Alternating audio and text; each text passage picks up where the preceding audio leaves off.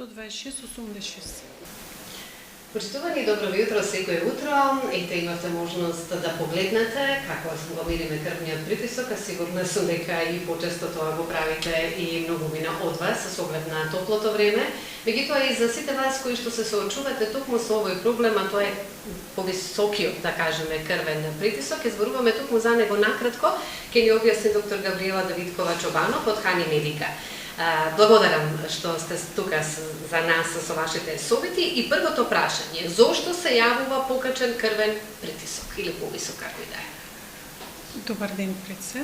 Добро утро. Добро утро. Високиот крвен притисок се јавува кај многу луѓе. Меѓутоа, најчеста причина е наследниот фактор, со тоа што старењето, прекомерната телесна тежина, преголемиот внес на несоодветниот начин на живот, стресот, прекомерното консумирање на алкохол, пушењето исто така, се тригер фактори кои што доведуваат до појава на крвниот притисок.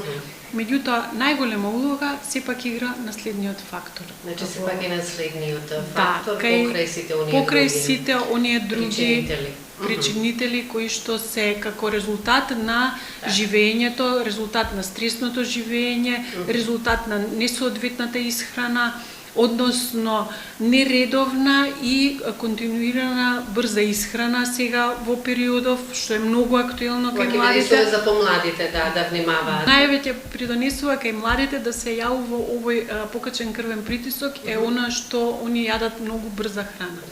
Конзумираат брза храна. И сето тоа со години се надоложува и доведува до висок крвен притисок и до многу други хронични незаразни, не само високиот крвен притисок, и диабетот тука општо и обезноста.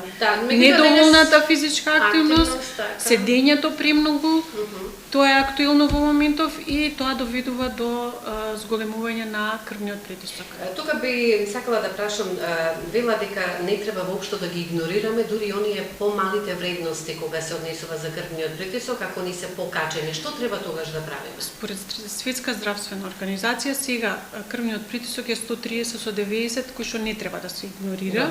Доколку дојдеме во тие граници на 130/90. Дали терапијата се зема или не? Тука се превзимаат некои хигиено-диететски мерки, односно регулирање на исхрана, внесување на помалку сол, физичка активност, прекин со пушењето, прекин за внесување на алкохол и многу други работи кои што допринесуваат до намалување на крвниот притисок. Исхраната многу голема улога игра. И лабораториските анализи, каде што можат да бидат покачени холестеролот и триглицеридите, исто тука можеме да советуваме исхрана со повеќе внес на течности и поголем внес на во овој период салати. Ние го меравме мојот притисок, добар беше. Добар е, да. Благодарам. Меѓутоа еве за оние кои што почесто тоа го прават, кои се советите и како треба да се мери крвниот притисок и колку често во текот на денот? Многу грешат пациентите што го мерат на секои 2 часа. Така. Многу е тоа во текот на денот, затоа што во текот на денот нормално немаме ист крвен притисок на телото. Варира. Значи кај сите варира. Без разлика дали сме во хипертензија или во хипотензија, реагира и варира. Согласно времето, согласно условите, согласно стресот, согласно начинот на исхрана, се влијае врз притисокот.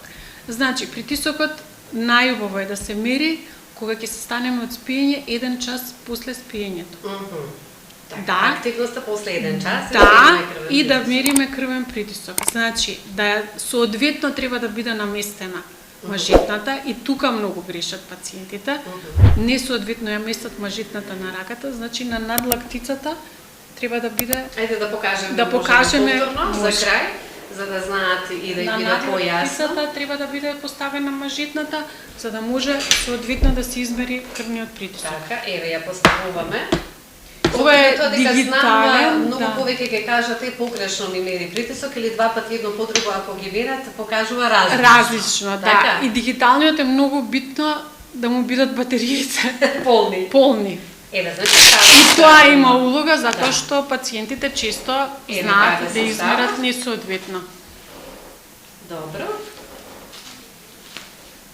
Значи, убаво ставена надлактицата, значи убаво исправена раката, пумпата веднаш во кубиталната регија и се стартува за да измериме. Сега да видиме дали ќе биде истиот што го измеривме и претходно. Ќе почекаме. Многу е битно оние што се хипертоничари редовно да ја земаат терапијата и многу е битно кога вака се мери крвниот притисок да не се зборува.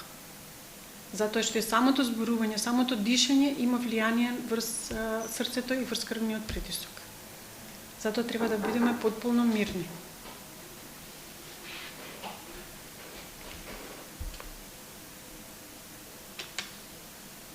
Толку е, 126-185. Значи толку одличен крвен притисок во граници на нормал. Да, многу ви благодарам. Еве за крај само уште еден совет за оние кои што се соочуваат токму со или висок или низок крвен притисок во овие топли денови. За хипертоничарите кои што имаат висок крвен притисок да си ја земат редовна терапија како што му ја препорачал матичниот лекар, соодветно да намалат внесна сол и да ги намалат обруците. Во летниот период да ги намалат обруците и многу погрешно мислење е дека не треба да пијат вода. Не, напротив, треба да пијат вода. Ако се хипертоничари, да, ако се со висок крвен притисок, треба да пијат доволно количество на вода со цел да има циркулација во телото за да може да се изфрлат соодветните токсини кои што се внесени со исхраната. И за оние кои што се со низок крвен притисок се подразбира да внесуваат доволно количество на течност и дури и повеќе од она што им се препорачува да внесуваат, поготово во овие летни периоди, да не се движат многу, тоа се препораки за сите, да не се движат многу кога е најголемата жиштина од 11 до 5, да носат лесна облека и сите да знаат дека сите заболувања зависат и од физичката, и од социјалната, и од психолошката благосостојба на телото за соодветно здраве. Ако не пиеме течности, затоа се случуваат и колапсите. Да, мора да се внесуваат премногу течности, не многу, премногу. Да се хидрираме, а да не бидеме дехидрирани во топлите денови. Многу ви благодарам, доктор Габриела Давидкова Чобанов од Хани Медика, више тоа со советите за крвниот притисок и што е она што треба правилно да сториме сите ние. Ви благодарам.